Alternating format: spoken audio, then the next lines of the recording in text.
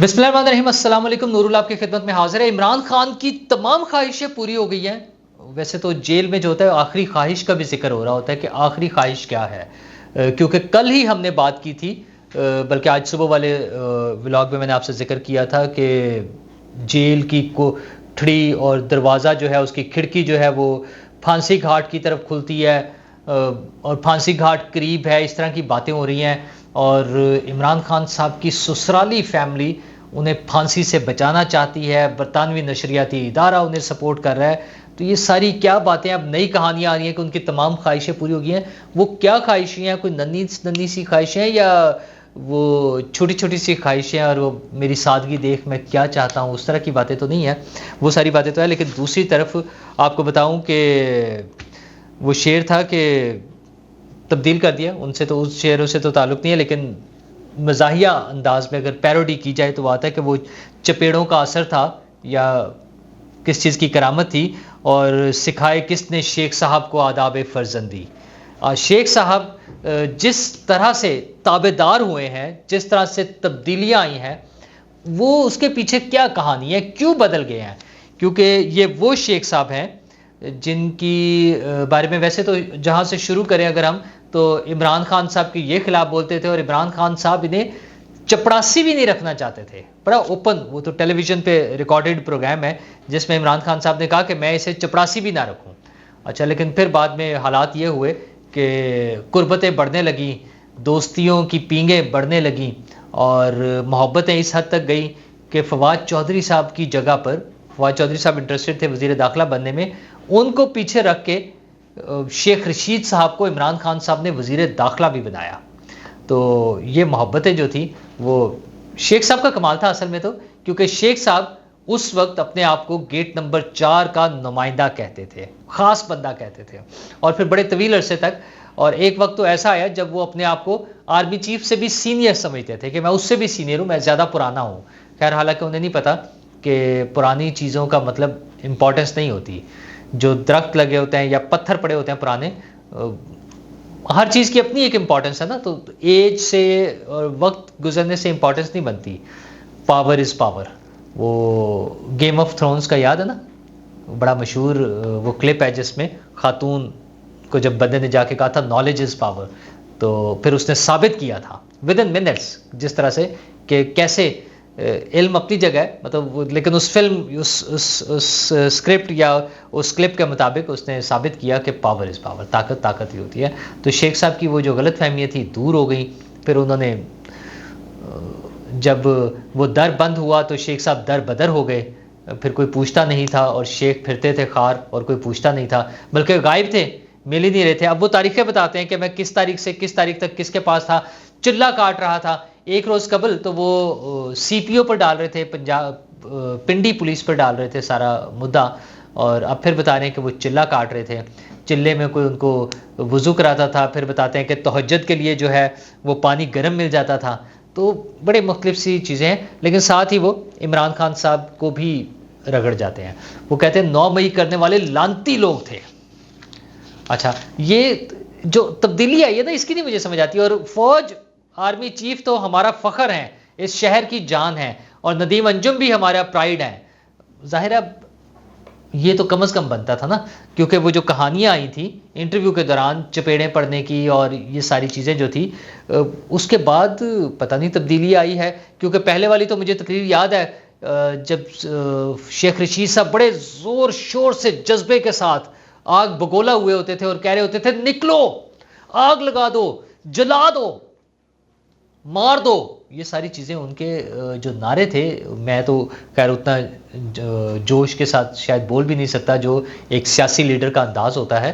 अपना अपना तरीक़ाकार होता है ना, वो आपके गले की कैपेसिटी उतनी होती है, उतनी लाउडर आवाज़ में या उतनी तसलसल के साथ बोलना। वो जो गाना गाने वाले होते हैं उनका अपना एक स्टेमिना होता है, जो सियासी लीडर ने जो तकरीरें करनी है उनका अपना स्टेमिना है, और जो सियासी कारकुन ने नारे लगाने उसका भी एक अपना हिम्मत होती है, वो सारी चीज़ें जो कर रहे होते हैं। तो शेख साहब उन जज्बाती तकरीरों से निकल के अब तारीफ़ी कर रहे हैं कि फ़ौज के तो ख़िलाफ़ मैंने कभी बात ही नहीं की, یہ فوج ہماری ہے، ہماری جان ہے، آن ہے، شان ہے. شیخ صاحب یہ کس نے سکھائے ہیں آپ کو؟ یہ آداب فرزندی کہاں سے آئے ہیں؟ یہ کوئی چپیڑوں کا اثر تو نہیں ہے؟ اور کیا دوبارہ تو نہیں کوئی ایسا بیک گراؤنڈ میں کوئی سین چل رہا ہے جو سامنے تو نہیں آیا؟ وہ خیر وہ بھی نہیں آیا سامنے، جو انٹرویو والا تھا اس کی بھی تردیدیں ہی آئی ہیں جہاں جہاں سے بھی ابھی آئی ہیں، لیکن باتیں تو ہوتی رہی ہیں. کچھ لوگوں کا خیال ہے کہ وہ بالکل ٹھیک واقعہ تھا. ہمارے بڑے قریبی دوست ہیں کچھ جن کا خیال ہے کہ واقعی ایسا ہوا ہے. لیکن جو لوگ انٹرویو ارینج کرانے والوں میں سے تھے، سما کے حوالے سے جب ہم بات کرتے ہیں، چودھری اکرم صاحب اور کچھ اور لوگ، وہ کہتے ہیں نہیں ایسی کوئی بات نہیں ہوئی. ہاں انٹرویو ریکارڈ ہوا، شیخ صاحب کچھ چیزوں میں ہیزیٹنٹ تھے، کچھ کہنا چاہتے تھے، کچھ نہیں کہنا چاہتے تھے، وہ ساری باتیں ان کی چلتی رہیں. لیکن اب وہ بڑا صحیح لائن پر آ گئے ہیں، اور لائن پر نہ آنے والوں میں جو بندہ ہے وہ ہیں عمران خان صاحب. وہ اس طرح سے کہ S S P investigation Anoosh مسعود بتاتی ہیں کہ عمران خان صاحب جیل میں تعاون نہیں کر رہے اور وہ سوالوں کے جواب نہیں دے رہے، لیکن ساتھ ہی بڑا کلیئر کٹ وہ پولیس آفیسر والا لہجہ، انہوں نے کہا یہ ان کا چوائس نہیں ہے کہ وہ تفتیش میں تعاون کریں یا نہ کریں، سوالوں کا جواب تو دینا پڑے گا. تو پھر پولیس والے جب سوالوں کا جواب لینا چاہیں گے تو پھر لے لیں گے. ابھی تک تو عمران خان صاحب کا وہی مسئلہ ہے نا، وہ جو ایف آئی اے والوں کو اور نیب والوں کو جس طرح جا کے انہوں نے دھمکیاں لگائی تھی، وہ اس خوش فہمی میں نا کہ میں تو وزیر اعظم پاکستان اور ساری قوم میرے پیچھے کھڑی ہے. وہ جو مین لیڈرز تھے وہ سارے غائب ہو گئے ہیں، جو وکلا ہیں وہ کوئی 4 بندے کبھی اکٹھے ہو کر کسی نے احتجاج نہیں کیا. لیکن خان صاحب کو شاید ابھی بھی خوش فہمی ہے، کیونکہ ان کے جو باہر کے رابطے ہیں پاکستان سے باہر، وہ انہیں لگتا ہے کہ ایکٹیولی ان کے لیے کام کر رہے ہیں پاکستان سے باہر جو لوگ ہیں. اچھا اس میں کچھ فنڈنگ انہوں نے کر کے، پیسے خرچ کر کے جو لابنگ فرمز ہائر کی تھی امریکہ میں اسپیشلی، وہ کام کر رہی ہیں.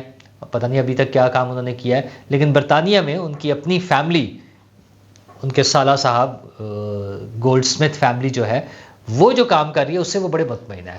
اور جو بی بی سی سے رپورٹ چلی ہے اس سے بھی مطمئن ہے. بی بی سی کی رپورٹ میں اگرچہ انہیں پھانسی گھاٹ کے قریب پہنچایا گیا ہے وایا شاہ محمود قریشی، لیکن اصل میں وہ پیغام دیا جا رہا ہے دنیا بھر کو کہ دیکھیں جی عمران خان صاحب کو پھانسی ہونے لگی ہے، سیاسی مقدمہ ہے. سیاسی مقدمہ نہیں ہے یہ، سائفر کا کیس ہو یا 9 مئی کا کیس جس پہ انوش مسعود بتا رہی تھی اس حوالے سے، اور سائفر والا آفیشل سیکرٹ ایکٹ کا جو کیس ہے، ان کیسز کو سیاسی مقدمے کہہ کے جان نہیں چھڑائی جا سکتی. اچھا یہ اور بات ہے کہ جو جیل میں قیدی ہوتے ہیں اور خاص طور پر سزائے موت کے جو قیدی ہوتے ہیں، ان کی آخری خواہشوں کا اکثر ذکر ہوتا ہے کہ ان سے آخری خواہش پوچھی جاتی ہے کہ وہ کیا چاہتے ہیں، کیا ان کی خواہش ہے. تو عمران خان صاحب کے بارے میں تو اب خبریں آ رہی ہیں کہ ان کی تمام خواہشیں پوری کر دی گئی ہیں.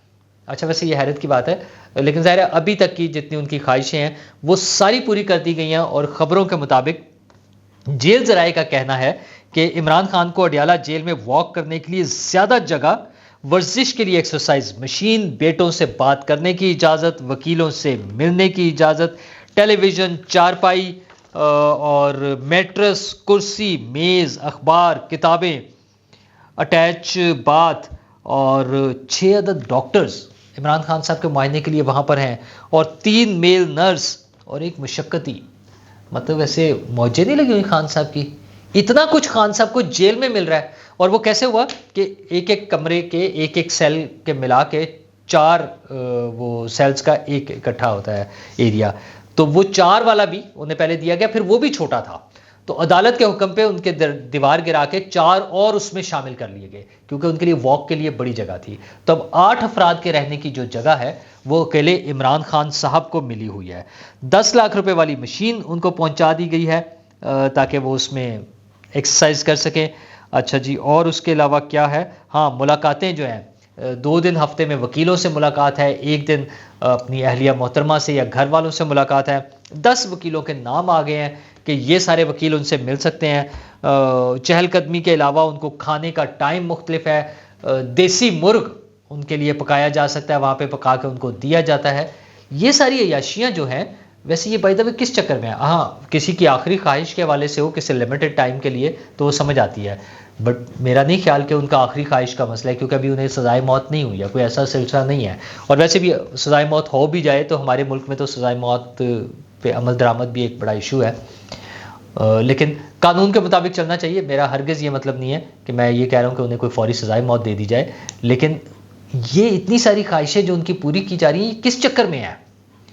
کیا باقی جو 1000 قیدی وہاں پر قید ہیں اس جیل میں اڈیالہ میں، کیا ان کو بھی ایسی سہولتیں ہیں کہ ان کی مرضی کا کھانا، ان کے لیے ایکسرسائز، ان کی واک کرنے کے لیے بڑی جگہ، میٹرس، چارپائیاں، گدے، اٹیچ باتھ، اور یہ سارا کتابیں، اخبار، ٹیلی ویژن، یہ ساری چیزیں کیا باقی سب لوگوں کے لیے بھی سہولتیں ہیں؟ اگر نہیں ہیں تو ریاست مدینہ کے دعوے دار عمران خان صاحب کے لیے کیوں ہیں؟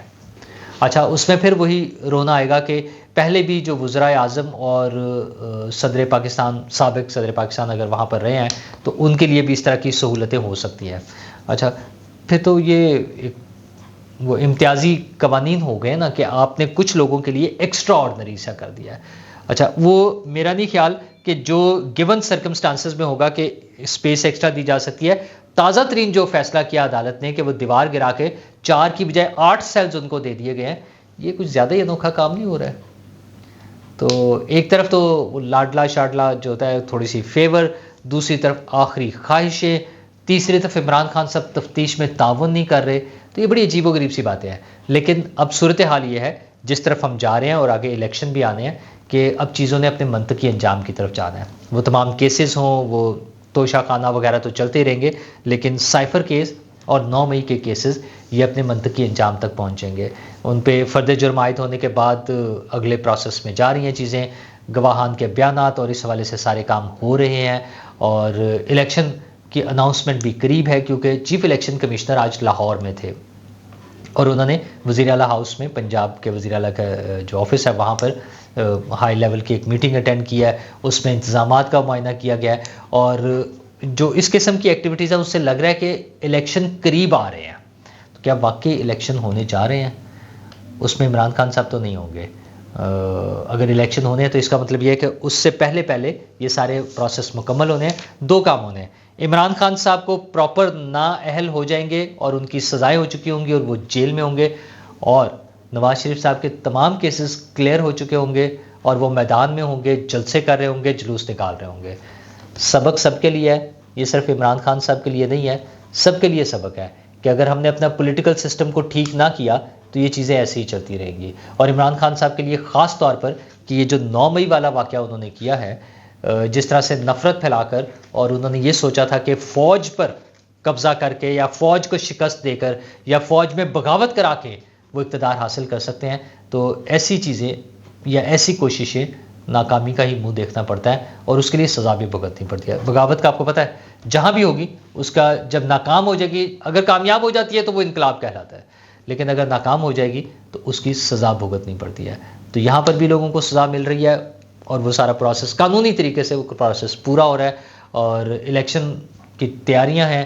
تو ہمیں امید ہے کہ الیکشن جب بھی ہوں وہ فیئر اینڈ فری ہوں اور اس کے نتیجے میں جو حکومت آئے وہ میرے، آپ کے، ہم سب کی بھلائی کے لیے کام کر سکے. شکریہ.